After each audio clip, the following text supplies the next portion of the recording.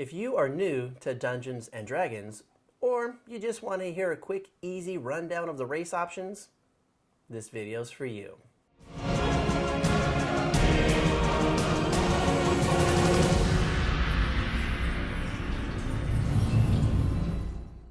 In the 5th edition Player's Handbook, which you can download for free as mentioned in my other video, which you can click here to watch, or you can order the handbook via Amazon in the link in the description below this video.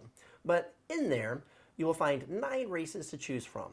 There are other expansion books that also have additional races, but we're just going to focus on the basics. For gameplay reasons, as well as to know your character better, there are a few things to be aware of when choosing a race, such as age. Some races have dramatically longer lifespans than others. So first, decide if you want to be young, middle-aged, or older, and the book will guide you toward an age to choose. For example, elves. They reach adulthood around 100 years old, and they can live up to 750 years old. If you want to be a young adult elf, then maybe you pick an age between 1 and 200 years old. So just decide what maturity level you want to be, and the handbook will help you choose a number. Size is also something that can come into play during the game. Like Yoda said. Judge me by my size, do you? Such as gnomes. They're actually between 3 to 4 feet tall, and they average around 40 pounds. It would be a lot easier for them to crawl through a small tunnel than it would be for a bulky 6-foot-plus tall half-orc. Kind of tied to your size, but is your speed. And it's how far you can move during a turn. If you're a small gnome, your movement will be less than if you were a tall half-orc. This isn't super important, but just something to keep in mind. Now let's get into the race options. The first race that you will find is the infamous Dwarf. Just think Lord of the Rings and Gimli, or The Hobbit and any of them. They're typically short but sturdy. They can live to around 400 years old, and like some real humans that you may know, they can hold a grudge just as long. Dwarves have the cool ability to see in the dark. They don't need a lantern or a torch to see. It may only be just black and gray, but it's way better than being blind like humans. They may be slow to call someone a friend instead of an acquaintance. Slow being like 100 years. So if it's a human, the human will likely be on their deathbed before a dwarf would consider them an actual friend. Just a little detail that you can use during your role-playing. You will get to choose between being a hill or a mountain dwarf. Each one comes with different bonuses, which you can read in the handbook. You can try to pick one that increases the potential effectiveness of your character, or do what I do and just choose one that you like and use it for flair and fun. Elf is the next race that you will see. They are typically slender and agile, and I've already mentioned their lifespan, and they too can see in the dark, and instead of sleeping for 8 hours like most, they only need to meditate for 4. This can come in super handy if your party is setting up shifts for watching for danger while everyone is sleeping. You can choose between being a high elf, a wood elf, or a dark elf, which is also known as a drow. High elves are known typically for being rich castle snobs. However, the main thing is that they are familiar with magic. They even start with a spell just for being a high elf. Wood elves, they don't have to live in tree villages like Ewoks, although they might. This type of elf is unique because their base speed is a little more than most, and they specifically and specially have the ability to stand out in the open and try hiding in natural phenomenon like rain or falling snow. Yes, they can hide behind raindrops and snowflakes. Have you heard how cool D&D is yet? Dark elves come from living underground. Because of this, they can see twice as far in the dark, and the counter to that is that they have some disadvantages while they're up in the sunlight. Similar to high elves, they start at level 1 already knowing a spell. However, as a drow goes up in levels, they learn a couple additional spells as well. Next is the halfling. They are small, around 3 feet tall, and they fit and blend in easily and rarely stand out. Of course, this is good if you're trying to be discreet and not get noticed. The coolest thing that you have as a halfling is a trait called lucky.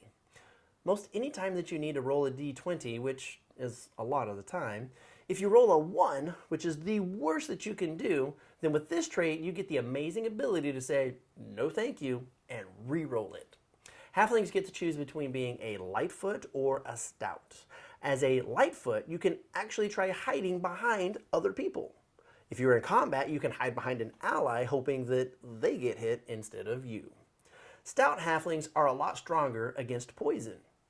It tastes like poison. Oh well. I recommend that you choose the option that you think will be more fun to play. Fun is always the key. Human is the next race you will end up seeing. In the real world, the visual appearance of humans range widely. This rings true for Dungeons and Dragons too. If you choose human, then make them look however you want them to. A really nice thing about playing a human in D&D is that all of your ability scores get boosted, just because. And that's a pretty nice advantage for playing a race that you're already familiar with. You can take this boost to all of your ability scores, or you can choose to be a variant human instead. This is just an alternative way that you can play your human. So make sure to confirm with your dungeon master to make sure that they allow this option in the game that they run. The concern here is if your DM allows the optional ability for your characters to learn feats. There will be another video dedicated to feats, so if your DM is cool and allows feats, then variant human becomes an option, and a pretty strong option at that. Instead of all of your ability scores increasing, you can select 2 of them to increase. And in exchange for that, you can now choose to start by already knowing a feat. Feats can dramatically increase the effectiveness of your character and can be found on page 165 of the player handbook. The first example is Alert. This gives you a better chance of going first during combat. You also cannot be surprised as long as you are awake. This is helpful because if you are surprised at the beginning of combat, then you basically lose a turn. This feat says that that won't happen to you. Also, if someone is hiding when they attack, they usually get advantage to hit with their attacks. This feat says, no you don't. You can attack like normal, but you don't get advantage to hit me. All of that is just the Alert feat. And this is just one example of many feats that you could choose from. These can really help your character, and having a feat at level 1 is just short of amazing. Unlike dwarves and elves, humans do not have dark vision, and so you are going to need light in order to be effective so that you're not in the dark. So plan accordingly by having lanterns or torches or some kind of magical light. The rest of the races are considered uncommon, and even in some D&D worlds, they don't even exist. So confirm with your dungeon master before choosing one of the following. In large cities, there might not be much reaction to seeing one of these races. However, in small towns or outskirt villages, the reactions could be quite obvious and detrimental. Dragonborns are humanoids that have a dragon-like appearance. They are typically taller and heavier than humans and lived around 80 years, reaching adulthood at 15. There are 10 color options for dragons. 5 are considered good, while the other 5 are considered bad. Each colored dragon has a specific type of breath weapon that they can use, and depending on the color that you choose, you will also have the ability to use a breath weapon. As an added bonus, if you ever take damage from the type of damage that you breathe, like fire for example, then that damage will be reduced to only half. Gnome is the next uncommon race. They mature at the same rate as humans, but they can live up to 500 years old. They can see better in the dark than most, and you'll get to choose between being a forest or a rock gnome. And as a forest gnome, you get to start knowing the minor illusion spell. Hey, look, over there, it's a rabbit. You don't notice me stealing the book that I stole because, look, the book is still there. Minor illusion. You can also communicate with small beasts. Hey, squirrel, which way to the river? Rock gnomes have the ability to tinker, and they can make really cool mechanical clock or mechanical fire starter or even a music box. And these are all just really cool things that you can use while role-playing. Half-elf is next. Yes, they're just what they sound like. Half-elf, half-human. Half-elves live about 180 years longer than humans, but not nearly as long as full elves. And they tend to be good diplomats or ambassadors. to non-elves and non-humans, because the elves will think you're focusing on the humans think you're focusing on the elves. So half-elves, they do have dark vision, along with a few other detailed perks as well. This takes us to the half-orc. Their lifespan is close to humans, however, they are larger and heavier, kind of like the dragonborn.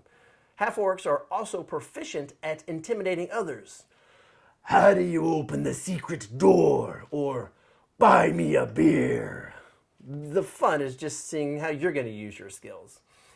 Half-orcs have an exclusive feature that can save them from death. When their hit points drop to 0, instead of falling unconscious, they actually regain 1 hit point and can stay in the fight. It's like they're just too mad to die.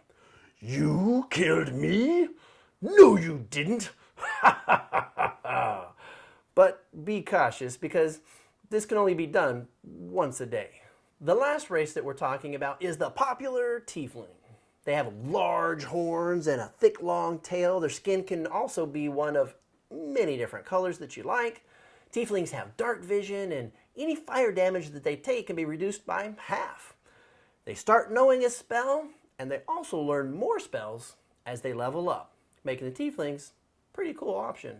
So that was a quick rundown of all the race options that are in the 5th edition Player's Handbook. There are more details that I didn't go into, so if 1 or 2 of those sound intriguing, then find them in Chapter 2 and read the details. Like always, please help me out by hitting the like and the subscribe buttons. It's totally free for you, and it really does help me. And if you'd like to purchase a copy of the Player Handbook, you can click the Amazon link in the description below. And if you use this link to buy anything from Amazon, doesn't even have to be the handbook, then they do throw me a few pennies. So if you're going to buy something from Amazon anyway, then why not click on the link and then log in? I need all of the help that I can to keep these videos going. Thank you, and until next time, have more D&D fun with DM Done.